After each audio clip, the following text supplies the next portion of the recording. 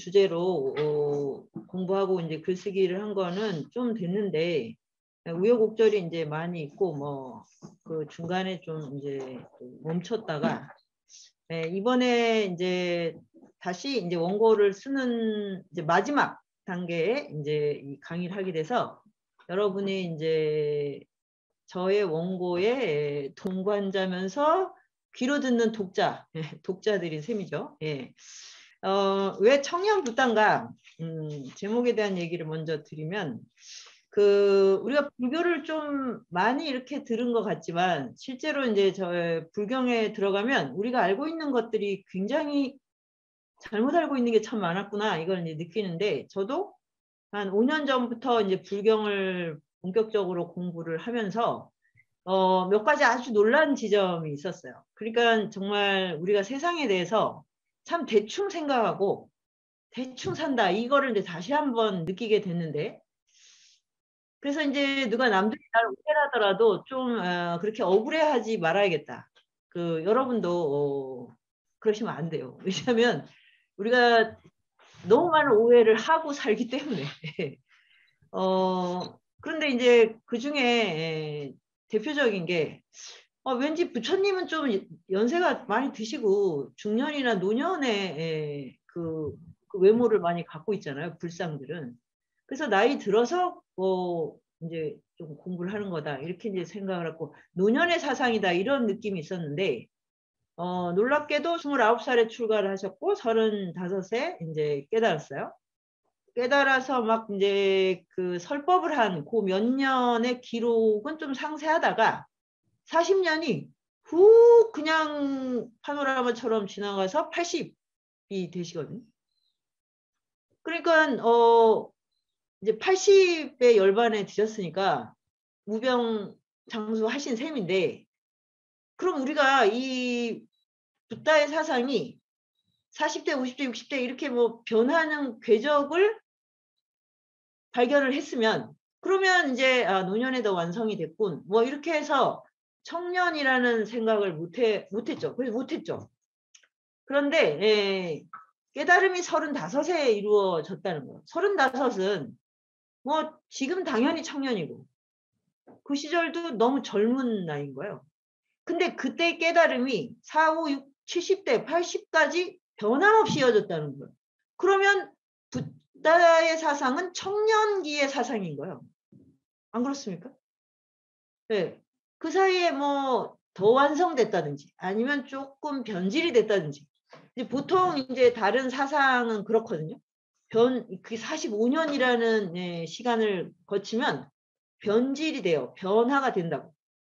근데 한결같이 그 깨달음의 다르마 그 법이 변함이 없었다. 그러면 이거는 뭐 청년기에 깨달은 청년의 사상이잖아요. 근데 이거를 왜 아무도 얘기를 안 해줬지? 그게 좀 놀라웠어요. 그래서 붓다는 청년이다. 붓다의 사상은 청년의 산물이다. 이거를 정말 좀 강조를 하고 싶어서 이제 청년 붓다라는 키워드를 잡게 됐고 그리고 이제 5년 전, 더 거슬러 가면 10년 전부터 우리 사회에 이제 중요한 하두가 청년이 됐잖아요. 지금도 청년이고 요즘은 더 나누어서 20, 30 이렇게 쪼개서 또 남성, 여성 이렇게 쪼개더라고요. 그런데 어쨌든 이제 청년이라는 이 세대 개념이 우리나라뿐 아니라 전 세계의 아주 중요한 이제 사회적 이슈, 키워드가 됐다. 이거는 뭐냐면 이제 앞으로 문명적 과제가 됐다는 거죠. 청년을 어떻게 설정하고 청년과 어떻게 교감하고 청년이 이 사회와 어떻게 조화를 이루는가 이게 굉장히 중요해졌다는 뜻이잖아요. 그래서 청년이 무엇인가 이거를 이제 다시 한번 좀 짚어볼 때 붓다의 이 삶의 궤적이 굉장히 중요한 그런 하나의 지도가 될 수 있겠다. 이런 생각이 들어서 이제 이 제목으로 글을 쓰게 된 거고요. 제가 부제로 바람과 사자와 연꽃의 노래라고 이제 붙였는데 그거는 이제 수타니파타라고 하는 초기 경전에서 아주 나오는 대표적인 아주 유명한 개송이요. 들어보셨죠? 그럼 무소의 뿔처럼 혼자서 가라는 들어보셨죠? 네. 그 무소의 뿔처럼 혼자서 가라. 그게 어떻게 가는 거지? 근데 거기에 나오는 이제 여러 가지 이제 설명 주석 중에 제일 멋진 게 그물에 걸리지 않는 바람처럼, 소리에 놀라지 않는 사자처럼, 진흙에 물들지 않는 연꽃처럼 그렇게 무소의 뿔처럼 혼자서 가라. 이렇게 돼 있고요. 이거 들어보셨을 텐데. 네. 그런데 그게 무슨 소리지? 그물에 걸리지 않는 바람. 자유롭다는 거겠죠. 그 그물은 바람을 가둔다. 그러면 우리는 그물에 걸리지 않는 바람처럼 산다는 건 어떤 거야? 나는 어떤 그물에 걸려 있지? 근데 잘 모르지만 엄청나게 많은 그물에 걸린 건 틀림없죠. 그죠? 뭔지 모르는데 걸려 있는 건 틀림없어. 그 다음에 소리에 놀라지 않는 사자처럼. 그러니까 이거는 이제 좀 설명이 필요한데, 사자는 아주 깐난 사자, 아기일 때도 소리에 놀라질 않는데, 어떤 소리에도 놀라질 않는데, 우리는 소리가 크거나 뭐 아주 불규칙하면 깜짝 놀라잖아요. 그러니까 이거는 뭘 의미하냐면 두려움이 없어야 된다. 두려움 없는 사자처럼 이런 건데, 우리 안에 두려움이 엄청 많죠. 뭐 그냥 도처에 다 두려움이죠, 사실. 그리고 별 이상이 없는데 내가 되게 안전한데 문득문득 막 두려움이 일어나죠. 그 다음에 진흙에 물들지 않는 연꽃은, 진흙은 수렁이죠. 늪이죠. 이거는 뭐냐면 욕망의 늪이에요. 늪. 그 욕망은 진흙 늪에 비유가 돼요. 늪은 뭐예요? 계속 내가 벌버둥을 칠수록 빠져들어가죠. 그 늪 자체의 성격이. 남도 막 다 구하러 온 사람까지 다 잡아당겨서 빨려 들어가는 데가 늪이잖아요. 그 욕망이야말로 뭐 지금 뭐 이거는 자본주의에 사는 분들이 너무너무 뭐 그 일상 자체가 다 이제 수렁이죠. 욕망의 수렁. 온통 다 욕망의 그 불꽃으로 막 점철되는 하루를 보내게 되니까, 그리고 막 욕망을 부추기는 언어들이 너무너무 많고, 사방에서 막 너의 꿈을 이뤄, 이게 뭐냐면 너 욕망을 막 그냥 끌어올려, 막 이런 뜻이 되는 시대를 사니까. 그런데 그 진흙 속에서도 연꽃은 진흙에 물들지 않는다. 진흙 위로 딱 올라오면서 그런 청정하고 투명함. 그러면 이제 그렇게 살아야 무소의 뿔처럼 혼자서 간다. 이게 무소의 뿔처럼 혼자서 가라도 또 뭐지? 근데 이게 일단 가장 중요한 건 뭐냐면 어디에도 의지하지 않는다요. 근데 우리는 이제 의지를 많이 하죠. 일단 뭐 다 뭐 알다시피 돈이 가장 큰 의지처죠. 화폐. 그런데 이 화폐가 이렇게 노골화되기 전에는 뭐냐면 신이었어요. 신. 그래서 화폐가 신이 됐죠. 신. 그래서 뭐 다 그 신을 삼켜버릴 정도로 커졌잖아요. 이 화폐라는 게. 그러니까 그 이전에 화폐가 일반화되기 전에는 이제 이렇게 막 초월신, 창조주 막 이런 이제 신을 만들어 놓고 신을 막 떠받들고 의지하면서 거기에 굴종하는 이런 삶을 살았는데, 지금은 이제 화폐로 대체가 됐고, 뭐 화폐에 이제 또 다른 걸로 이렇게 좀 바꾸면 뭐 어마어마한 큰 핵무기, 뭐 엄청나게 큰 힘, 뭐 이런 것들일 수 있겠죠. 근데 그런 것에 의지하지 않고 스스로의 힘으로 살아가라 이런 뜻이거든요. 그러려면 이 그물에 걸리지 않아야 되고 두려움이 없어야 되고 진흙에 물들지 않아야 된다. 이제 이런 요게 이제 수타니파타라고 하는 그 초기 경전이니까, 그 말은 뭐냐면 붓다가 35에 깨달음을 얻고 처음 가서 이제 이 법륜을 이제 이 설법을 했는데 자기와 똑같이 깨닫고 있는 거예요. 그러니까 이게 놀라운 거죠. 내가 신에게 의지하지 않고 그 어떤 외적인 힘에 의지하지 않고 나의 내면의 힘을 일깨워서 내가 모든 그물과 두려움과 욕망의 진흙에서 벗어나는 길을 얻었어. 그래서 내가 깨달았어. 근데 이 길을 알려줬더니 똑같이 깨닫는 거야. 그게 얼마나 기뻤을까요? 그러면 이제 뭐야? 모든 인간은 자기 내면의 힘을 개발하면 깨달음에 이를 수 있다. 그러면 깨달음에 이르는 것이 왜 중요하냐? 그물에 걸리고 두려움에 떨고 진흙에 물든 채로는 일단 행복이나 자유는 그럼 뭘 우리가 추구할 수가 없잖아요. 근데 우리가 이 공통의 이제 그 명제가 있죠. 삶의 목적은 자유다, 행복이다. 이거는 있잖아요. 내 삶의 목적이 누군가에게 예속되는 거다. 이런 분 있어요? 그러면 아주 독특한 건데, 아주 개성 넘치는 건데, 예? 예. 나는 좀 더 자유롭겠다. 아니 완벽한 자유를 얻겠다 이러죠. 그리고 행복하겠다. 이걸 다 꿈꾸잖아. 다 행복을 위해서 이렇게 살잖아요. 그런데 그것에 도달하는 길을 막 이제 못 찾았다고 해야 되나? 그래서 이제 저 창조주나 초월적인 어떤 존재를 잘 떠받들면 거기에 도달할 수 있어. 뭐 지금도 이렇게 생각을 하는 분이 많이 있죠. 초자연적인 힘에 의지하는 거. 그러면 나의 내면은 개발이 안 되죠. 그럼 나는 되게 열등해지잖아요. 그래서 신에 의해서 항상 검열을 받고 이제 나를 심판하는 존재가 있어. 그러면 사실 자유나 행복은 좀 어렵겠죠. 인간의 내면에 가지고 있는 잠재력을 이걸 이끌어내면 여기에 바로 그 자유와 행복의 길이 있을 거다라고 생각하는 이 대전환의 시기에 붓다가 등장을 하신 거예요. 아시겠죠? 그러면 지금도 우리 똑같아요. 그런 초월적인 힘에 의존해서 내가 자유와 행복을 얻을 것이냐, 아니면 나의 내면의 힘을 이 무한한 잠재력을 끌어낼 것이냐. 이 두 가지 선택지는 지금 또 여전히 있는 건데, 그전에는 신이나 초자연적인 힘 외에 다른 거는 생각을 아예 못하고 있다가 드디어 이제 그 길이 열렸다. 그러면 이제 인간에 대한 무한한 긍정 아니에요? 이거는 인간이 붓다가 될 수 있다. 이거는 스스로의 힘으로 완벽한 자유에 이를 수 있다. 이런 것을 증명한 거죠. 근데 왜 우리는 불교를 니힐리즘이나 약간 굉장히 수동적이고 이 피세적, 이게 잠깐 세상을 좀 멀리 이렇게 생각을 할까요? 이 이미지가 어디서 생겨버린 거죠.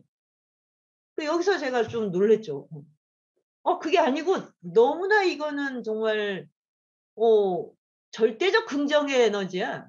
이렇게 인간의 내면적 힘을 긍정한 적이 있었나? 인간은 항상 뭔가 불안정하고 모자라고, 뭐 플라톤의 이데아하고 뭐 그 동굴 이미지 이런 데 나오는 것처럼, 예. 그래서 막 이 세상은 항상 뭐가 부족과 결핍과 뭐 이런 거라서 열심히 신을 섬기고 착한 일을 많이 한 다음에 죽은 다음에 인제 천국 가서 행복할 거야. 이렇게 되게 생각하시죠? 그죠? 그런데 그게 아니라고. 그 어떤 힘에 의존할 필요가 없고 의존해서도 안 된다고. 그 길은 아니라고. 이 인간에 대한 무한한 긍정이고 죽어서 가는 게 아니라고, 자유나 행복은. 지금 이 생에서 이 순간 바로 열반에 이룰 수 있다. 이렇게까지. 이게 되게 놀라웠어요. 근데 왜 은둔 피세 이렇게 허무주의 막 이렇게 생각을 했을까? 그게 인제 뭐 여러 가지 경로가 있는데, 인생을 괴로움이다라고 보는 그 관점 때문에 그랬던 것 같아요. 그러니까 불교가 이 세상을 보는 기본 출발점은 삶은 괴롭다. 생로병사 다 괴롭다. 그러니까 이것 때문에 뭔가 굉장히 왜 저렇게 비관적으로 생각을 하지? 근데 그거는 비관적으로 생각한 게 아니라 실상이라는 거예요, 실상. 여러분도 지금 정말 삶이 너무 만족스러워하는 순간을 경험을 해 봤어요? 살아서? 네? 기억나는 순간 있어요? 완벽하게 만족스러워. 어떤 불안도 없고 정말 단 하나의 어떤 의심도 들지 않는 그런 평정의 시간을 겪어봤어요? 없을걸요? 어. 진짜로 그게 극단적인 건 정말 우리 사회에 성공한 사람들이요. 연예인들은 아마 거의 없을 거예요. 특히 잘 나가는. 마이클 잭슨이 행복한 순간이 있었을까? 마이클 잭슨이? 그 죽은 다음에 그 집에 그 모양, 그 온갖 그 모양, 그 졸피 데미지 뭐 수면제 잔뜩 있었던 그거. 그 장면만 봐도 이 사람이 평소에 어떻게 살았는지 알 수 있어요. 친구가 없었고 그래서 동물원을 집에 만들어 놓고 그래서 어마어마한 부채를 지고. 그러니까 그게 사회적으로 성공하고 인기를 얻고 이렇게 해서 해결되지 않아요. 근데 이걸 안 믿는 거예요, 사람들이. 저걸 얻으면 나는 행복할 거라고 믿는 거죠. 근데 인제 정말 수많은 데이터가 있으니까 정말 여러분이 정말 이렇게 열렬히 존경하고 뭐 정말 성공을 이뤘다고 하는 사람들의 삶을 면밀히 한번 들여다보세요. 그게 가능한가. 네. 그래서 그러니까 실상이라는 거지. 삶이 괴롭다 이거는 무슨 비관이고 낙관이 아니라 그냥 들여다보면 그래. 근데 그냥 평범한 삶은 뭐 그냥 좋았다 나빴다 희노애락이 있어. 뭐 이렇게 인제 살아간다고 치는데 문제는 노병사가 다가올 때 그때 행복하다고 느낄 수 있나? 없죠. 그건 너무나 두려운 거고. 예. 그 소멸을 감당을 못하고. 그러니까 이런 것에 대해서 이런 질문을 던지는 거죠. 그러면 이 괴로움은 영원히 벗어날 수 없나? 근데 이렇게 괴로운데 그렇게 해서 죽은 다음에 왜 또 태어나지? 그러니까 여기에 뭐가 있어요? 생과 사는 연속돼 있다는 게 있는 거죠. 그러니까 죽으면 끝이야. 이게 아닌 거예요, 문제는. 태어난다. 태어나면 어디서부터 오냐? 죽음에서 온다. 죽은 자들의 의식, 죽은 자들의 신체가 해부되면서 다시 해쳐모여야 하는 게 또 생이잖아요. 어디서 생자로 새로 나오고 있어요. 네. 그 인도는 인제 그걸 몇만 년이 아니라 몇 억 겁의 윤회라고 이걸 표현했어요. 인도 사람들은 우리보다 훨씬 생을 많이 경험한 느낌이에요. 우리는 그렇게까지 느낌이 안 오잖아요. 뭐가 되게 반복됐다는 느낌은 있지만 수억 겁을 또 태어나고 또 태어났다 이런 느낌은 없단 말이죠. 근데 인도 사람은 2,500년 전에 그런 감각을 갖고 있었다. 이렇게 괴로운데 왜 또 태어나지? 또 태어나서 노병사를 또 겪고. 그래서 인제 이 괴로움을 벗어나려면 이 죽음이 반복되는 사이클을 벗어나야 된다. 그게 해탈입니다. 은혜로부터의 벗어남.